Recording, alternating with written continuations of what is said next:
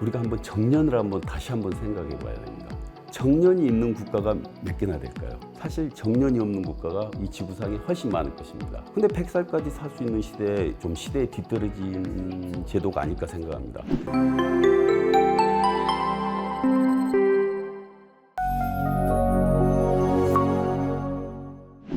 안녕하세요. 해피투모로우 30 MC 한승아입니다. 보건복지부가 후원하고 생명보험 사회공헌위원회가 주최하는 전국민 대상 노후준비 인식 제고를 위해 해피투모로우 30 교육 캠페인이 현재 진행 중입니다. 캠페인의 일환으로 노후 준비에 필요한 정보를 앞으로 해피투모로우 30에서 전달해 드릴 예정입니다. 첫 번째 시간으로 해외 사례를 통해 초고령 사회의 노후 준비를 대비하는 방법에 대해서 알아보도록 하겠습니다. 초고령 사회, 요즘에 아주 주위에서 우리가 흔히 들을 수 있는 단어가 아닐까 생각이 되는데요. 초고령 사회란 만 65세 이상의 인구가 전체 인구의 20% 이상인 경우를 말을 합니다. 특히 한국은 낮은 출산율과 함께 노인 인구의 비중이 굉장히 빠르게 증가하고 있어서 경제적으로나 또 사회적으로도 많은 난관을 겪고 있는데요. 일본 고령화 전문가 우리 이영종님을 모시고 해외 사례를 통해서 초고령 사회 노후의 준비법에 대해서 좀 더 자세히 이야기 나눠보도록 하겠습니다. 안녕하세요. 안녕하십니까? 네, 반갑습니다. 반갑습니다. 오늘 이렇게 함께 해주셔서 진심으로 감사드립니다.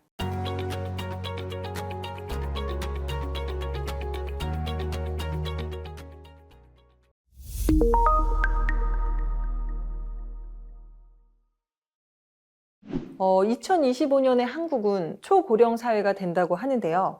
이 초고령 사회에는 실제로 우리가 맞닥뜨려서 어떤 모습일지 이해가 잘 되지 않습니다. 예, 한국의 경우에 2025년 65세 인구가 전체 인구의 20%, 즉 고령 인구 1,000만 명의 초고령 사회로 들어가게 됩니다. 근데 단순히 고령자가 늘어나는 것 이상으로 복잡한 문제와 많은 과제가 있습니다. 첫 번째, 우리가 이렇게 고령자들이 늘어나는데 노후에 혼자 사는 노후 독신 세대가 상당히 많이 증가할 것으로 보입니다. 현재 초고령 사회인 일본 사례를 한번 보겠습니다. 2022년 전체 세대 중에 독신 세대가 38%나 됩니다. 굉장히 많은 숫자네요. 예, 독신 세대에 증가하는 이유는 미혼율이 증가하기 때문입니다. 일본의 독신 세대 중에 50세까지 한 번도 결혼을 안 한 사람을 생애 미혼이라고 합니다. 남자의 경우 현재 생애 미혼율이 29%에 달합니다. 한국도 마찬가지입니다.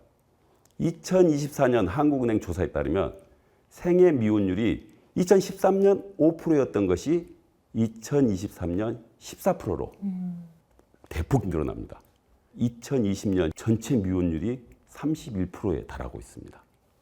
또한 한국 통계청 자료에 따르면 60세 이상 고령자 1인 가구가 2020년 31%였는데 2050년에는 40%로 증가할 것으로 예상됩니다. 따라서 이제 노후에 대한 대책을 싱글 중심으로 바꿀 필요도 있습니다.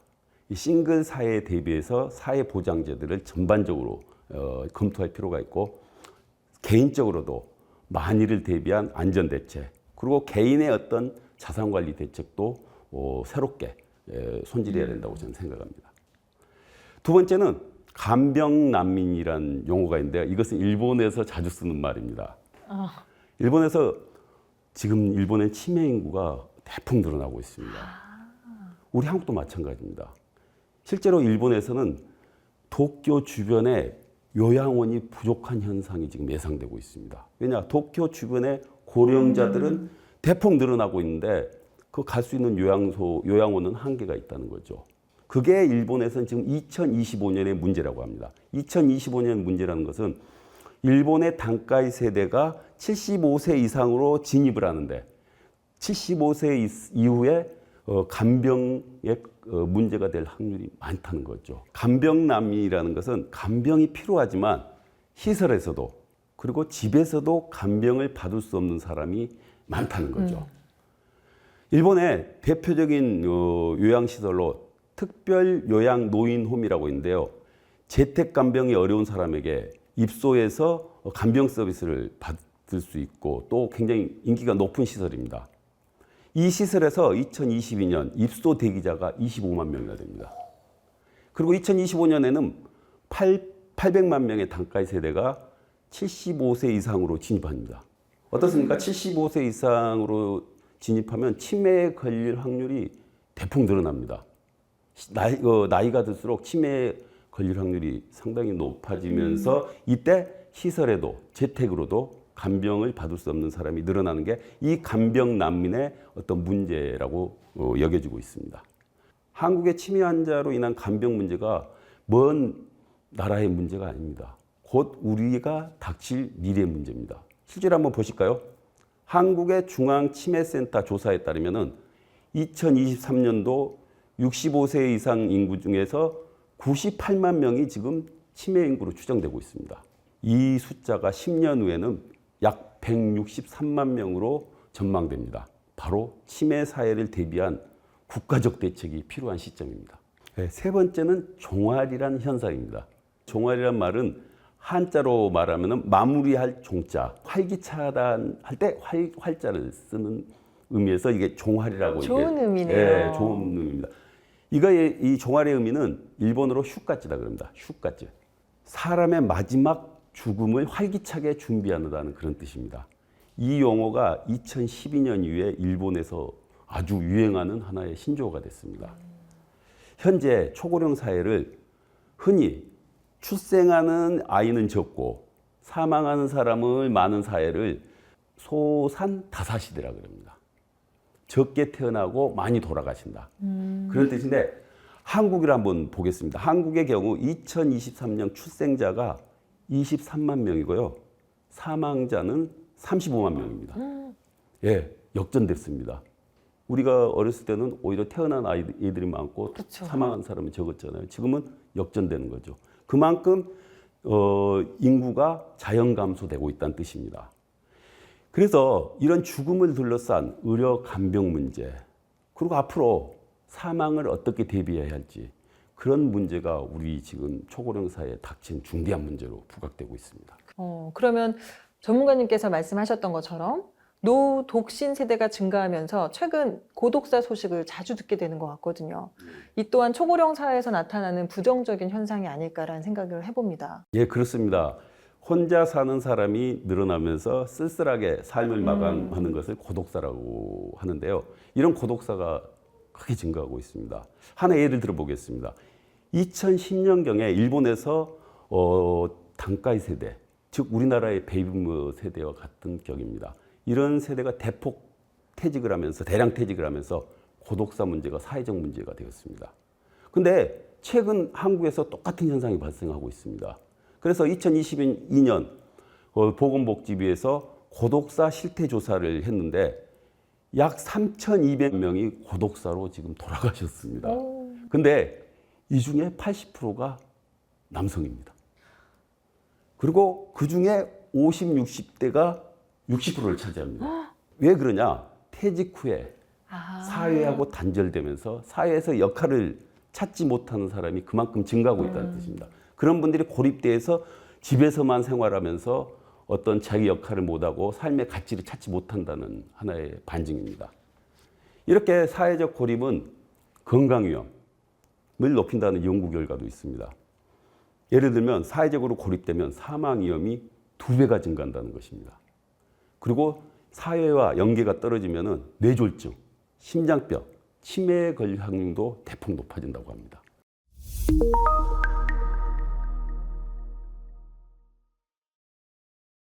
앞서 설명하신 것처럼 수명이 길어지면서 일할 수 있는 시간은 늘어났는데 오히려 그에 대비해서 사회적으로는 그런 게 마련되어 있지 않은 거죠. 정년 이후에 인생을 위해서 뭔가 좀 더 잘 살아갈 수 있는 대책이 필요할 것 같다는 생각이 들어요. 이런 데는 무엇이 있을까요? 네, 일단 우리가 한번 정년을 다시 한번 생각해 봐야 됩니다. 사실 정년이 있는 국가가 몇 개나 될까요? 예, 사실 정년이 없는 국가가 이 지구상에 훨씬 많을 것입니다. 정년은 인위적으로 일정 시점을 연령을 기준으로 해서 퇴직하는 제도잖아요. 그렇죠. 예, 근데 100살까지 살 수 있는 시대에 이런 정년이라는 것은 사실상 좀 시대에 뒤떨어진 그렇죠. 제도가 아닐까 맞아요. 생각합니다. 정년 이후에도 바로 3개월, 6개월 후에 일하러 가는 사람이 대다수입니다. 이게 바로 정년 소멸 시대가 왔다고 생각합니다. 실제로 능력 있고 건강한 시니어가 대폭 증가하고 있고, 이런 시대 시니어 고용 대책은 제가 보기에는 상당히 국가적인 과제입니다. 예를 들어 일본의 사례를 한번 보겠습니다. 일본은 지금요 인구 감소가요 1년에 6, 70만 명 정도 됩니다. 매년 우리 대도시 하나씩 없어지는 상황입니다. 그런데 또 하나는 노동력 부족에 엄청나게 시달리고 있습니다. 이런 노동력 부족을 시니어 인재가 채워주고 있는 거죠. 바로 시니어 인재를 적극 활용하는 대책이 일본의 지금 굉장히 중심적인 어떤 경제 대책이고, 또 하나는 그런 분들의 재취업, 그리고 전직을 돕는 사업이 상당히 나날이 커지고 있습니다. 한국도 마찬가지입니다. 장래 노동력 부족에 대비해서 실제로 일할 의욕이 있고 능력 있는 시니어를 활용하는 정책이 절실한 시점입니다. 이제 정년은 인생의 끝이 아니라 제 인생의 출발점이다. 이렇게 생각하면 될 것 같아요. 100세 시대에 인생 모델을 다시 생각해 봐야 될 것 같다는 생각이 드네요. 실제로 영국의 런던 비즈니스 스쿨의 린다 그레튼 교수는 100세 시대는 다단계 인생이라고 표현했습니다. 다단계 인생이란 뭐냐면은 우리가 지금까지 학교를 졸업하고 3, 40년만 일만 하다가 노후에는 완전히 즐겁게 보내는 것이 하나의 어떤 인생 모델이었습니다. 근데 린다 그레튼은 그게 아니다. 앞으로 인생은 어떤 정년의 의미는 없고 20대 이후에 공부하고, 그리고 또 직장에서 일하고, 또 그러면서 다시 재취업하고, 이런 또 배우고 일하고 즐기고, 이런 세 가지가 계속 반복되는 사회가 될 것이다. 그리고 80세까지 일을 하는 사회가 될 것이다. 그런 사회를 인생 100세 시대에는 바로 다단계 사회, 인생이다. 이렇게 표현을 하고 있습니다. 또 하나 요즘 보십시오. AI 들어보셨죠? 그렇죠. 예, AI 이런 테크놀로지가 엄청나게 빨리 발달하고 있습니다. 그러다 보니까 이 테크놀로지가 발달하다 보니까 직업이 없어지고 있습니다. 그리고 이제 그런 AI 자동화를 통해서 직업이 소멸되고, 또 어떻습니까? 기업이라는 것이 이런 빠른 기술 때문에 언제든지 망할 수 있습니다. 그래서 우리는 오래 사는데 기업의 수명은 짧아지고 있어요. 그러다 보니까 다른 회사에서 일할 확률은 계속 높아지고 있는 거죠. 그래서 전직이 늘어날 수밖에 없는 사회가 됩니다. 그리고 또 하나 어떻습니까? 요즘 한 직장보다는 여러 직장에서 일을 하는 프리랜서가 지금 증가하고 있습니다. 예, 우리 한국도 지금 엔잡러라고 들어보셨죠? 네, 그렇죠. 예, 엔잡러가 지금 상당히 많이 증가하고 있어요. 이렇게 다양한 일 방식이 등장하고 있고, 어떤 커리어를 생각하는 모델이 기존 어떤 전통적인 관념이 바뀌고 있습니다. 그래서 앞으로 정년 후에도 우리는 언제든지 새로운 커리어로 이동할 수 있습니다. 내가 금융업에 종사했다면 내가 제조업으로 갈 수 있고, 내가 유통업에 종사했다면 내가 또 다른 어떤 업종으로 언제든지 전환할 수 있다는 거죠. 그래서 새로운 분야, 내가 원하는 분야를 미리미리 사전에 지식과 스킬을 업그레이드해서 또 다른 나의 커리어를 만들어가는 대책이 바로 100세 시대를 살아가는 아주 현명한 방법이 아닐까 생각합니다.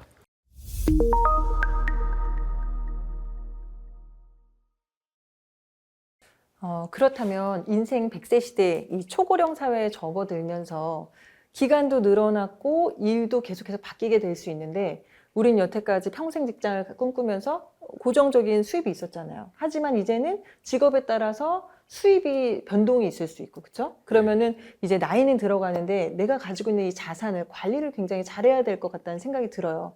그럼 이 자산 관리를 하는 방향에 대해서 좀 팁이 있다면 설명을 해주실 수 있을까요?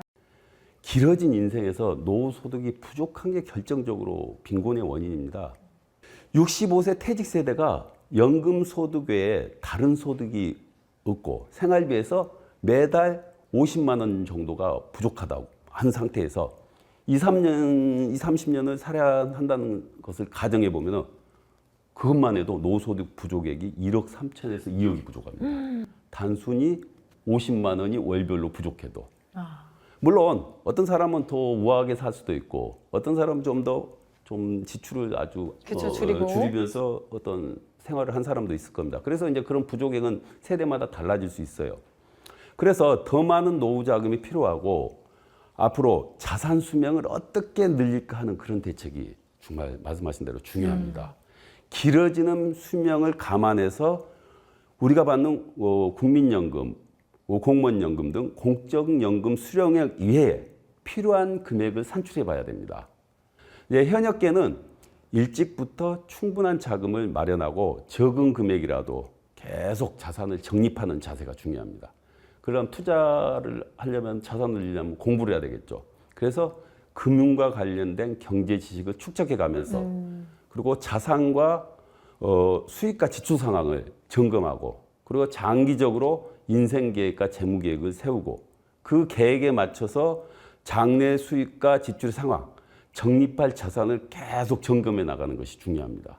또 하나 중요한 문제는 내가 전문가가 아니라면 또 설사 내가 전문성이 강하다 그래도 제3자 입장에서 객관적으로 자기의 자산 관리를 문제를 한번 조언해 주는 사람이 필요합니다. 이런 전문가를 찾아서 이렇게 조언 상담받는 것도 저는 중요한 대책으로 생각합니다.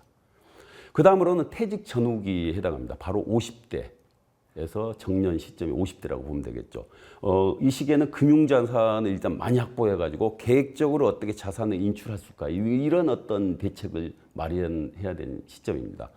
이 시기에는 보유자산 전체를 근거로 인생 설계 그리고 재무 계획을 검토해 봐야 됩니다. 예를 들면 공적연금, 즉 국민연금에서 나오는 어떤 소득 그리고 앞으로 내가 얼마 지출이 될까 이런 것을 구체적으로 생각해 봐야 됩니다.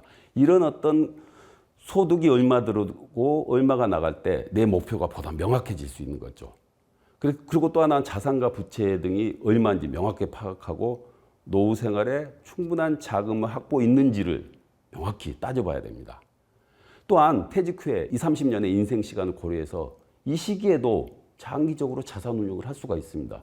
그래서 정년 후에도 사실 현재 부족한 소득을 보충하기 위해서 일하는 사람이 많습니다. 그래서 소득을 보충하고 또 건강 관리 차원에서 또 삶의 보람을 높이기 위해서 일하는 시니어들이 앞으로 계속 늘어날 겁니다.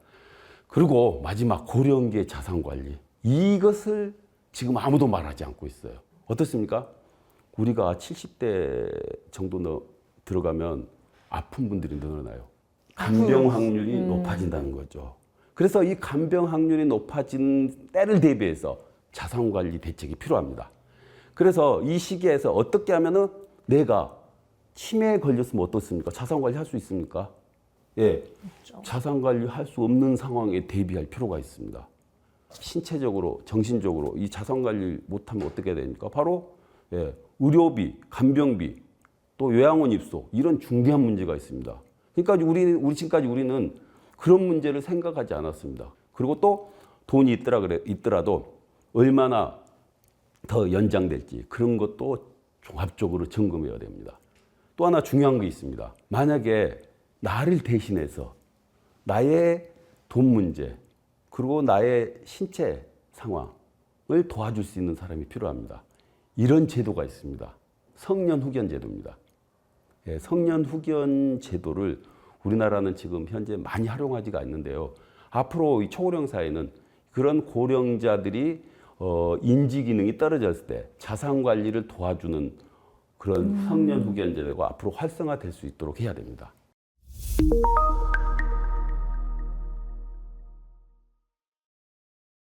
전문가님의 이야기를 듣다 보니까 정말 이제 대부분 노후를 맞이하시는 분들은 불안함을 느끼면서 살 수밖에 없을 것 같고 현재 실제로 그렇게 되고 있는 것 같아요, 사회가. 노후의 행복한 인생을 보내기 위해서는 돈뿐 아니라 또 다른 어떤 요소들이 필요할 것 같다는 생각이 듭니다. 앞서 말씀하신 것처럼 뭐 종알, 내가 활기차게 사는 것도 있고 뭐 다양하게 있겠지만 이제 좀 정리를 하면서 또 더 어떤 것들인지 설명을 좀 해주시면 좋을 것 같아요. 인생에서 행복에 대해서 한번 생각할 필요가 있습니다. 행복의 U자 곡선이란 연구 결과가 있습니다. 10대부터 80대까지 인생의 어떤 시점에 가장 행복했냐를 조사해 봤는데요. 미국 다트머스 대학에서 132개 국가를 대상으로 인생의 행복한 때가 언제였는지를 이렇게 조사해 봤는데 재밌는 사실이 나왔습니다. 10대 때 가장 높았는데 점차 행복도가 떨어져 가지고 47세, 8세 때 바닥입니다. 근데 50대부터 행복도가 다시 올라갑니다. 어. 소득과 수명에 관계없이 행복도가 인생 초기에 높았다가 점점 떨어져서 50대에서 다시 상승한다는 것은 결국은 노후에 누구든지 행복할 수 있다는 얘기입니다. 우리 지금 50대의 인생을 더 해피니스 커브라는 책을 쓴 조나단 론치라는 사람은 이렇게 말했습니다.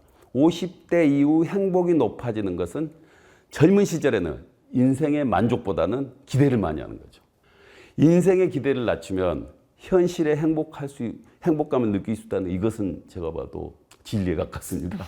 좀 더 승진, 돈, 자녀 등 과도한 기대보다는 현실의 만족을 높이는 어떤 그런 하나의 자세가 필요하지 않을까 생각합니다.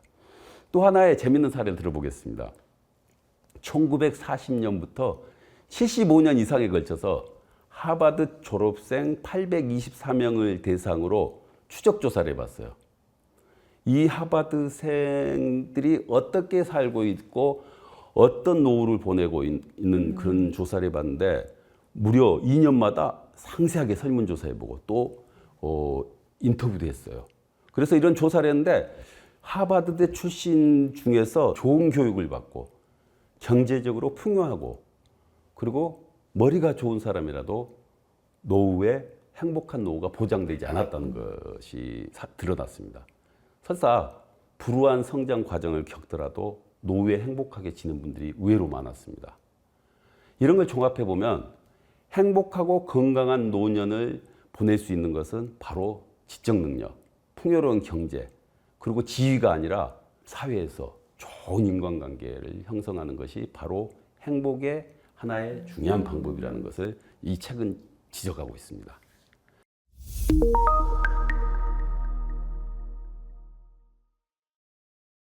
네, 우리 전문가님께서는 계속 말씀하시는 게 평생 현역에서 뭔가 사회 활동을 해야 하고 인간관계를 꾸준히 유지하는 게 도움이 된다고 말씀을 하시는 거잖아요. 그럼 100세 시대에 평생 현역으로 살아가려면 어떤 준비를 해야지 될까요? 이렇게 100세를 살아가는데 돈은 상당히 중요합니다. 그쵸. 노후 소득은 상당히 중요한데 그러나 더 중요한 게 또 있습니다. 바로 무형자산을 증가시키는 것입니다. 무형자산이란 뭐냐면은 라이프 시프트의 저자, 아까 제가 말씀드렸던 린다 그레튼이라는 교수는 무형자산으로 생산성 자산, 활력 자산, 이 변신 자산이란 세 가지를 인생 후반기에 계속 활용하기 위해서 필요한 자산이라고 규정했는데 생산성 자산이라는 것은 바로 내 지식과 스킬 그리고 업무 능력을 계속 업그레이드 시켜야 된다는 거죠. 그리고 두 번째 활력 자산은 나의 건강 그리고 사회의 네트워크, 소위 인맥, 그리고 변신 자산은 내가 다음 단계로 인생을 다음 단계로 추진하기 위한 어떤 그런 역동적인 어떤 추진력, 그걸 말합니다. 저는 인생 후반기를 위해서 우리 50대라면 적어도 5가지 자산을 만들어야 된다고 생각합니다. 먼저 인생 변화에 대해서 계속 도전하고 그리고 호기심을 갖는 그런 자세가 필요합니다. 이걸 저는 이제 긍정적 자세가 필요하다. 그리고 또 이런 100세 시대의 변화를 읽고 자신의 지식과 경험 그리고 스킬을 시대에 맞춰서 업그레이드 해야 됩니다. 그래서 그걸 저는 지혜라고 봅니다. 그것을 지혜, 두 번째 자산. 그리고 이런 사회적 변화에 맞서서 혼자 이게 힘듭니다. 혼자 하기가. 그래서 저는 퇴직을 맞이한 분들한테 각자 도생을 하지 말고 손을 잡아라고 말합니다. 네, 퇴직하신 분들이 여러 명이 힘을 합치면 좀 더 나은 미래를 함께 개척한다면 좀 더 빠르게, 좀 더 현명하게 준비할 수 있는데 다들 각자 도생하고 있는 현실입니다. 그래서 이런 어떤 사회적 네트워크를 만들 필요가 있다. 그리고 또 하나는 내 평판이 상당히 중요합니다. 내가 가진 평판이 지금까지 현역을 시대를 살아오면서 어떤 평판으로 난 살았는지 한번 돌아봐야 됩니다. 과거의 나의 브랜드가 어떤 브랜드였는지 그런 거 한번 명확히 생각해 보면 나의 평판이 나옵니다. 그 평판은 제 이 인생에 굉장히 중요한 자산입니다. 그리고 마지막에 중요한 것이 있습니다. 바로 신체적 능력입니다. 바로 건강입니다. 저는 이 5가지 변신 자산을 얼마나 내가 잘 갖추고 있는지 평소에 점검하고 부족한 점을 보완하면서 평생 현역의 길을 걸어갈 수 있다고 저는 자신합니다. 네, 지금까지 이영종 전문가와 함께 초고령 사회에서의 노후 준비에 대해서 알아보았습니다. 이 시간을 통해 초고령 사회를 맞이하는 우리나라에서 노후 계획을 세우시는 분들은 좀 더 필요한 정보와 영감을 얻는 뜻깊은 시간이었기를 바랍니다. 감사합니다. 수고해 주셔서 감사합니다. 감사합니다.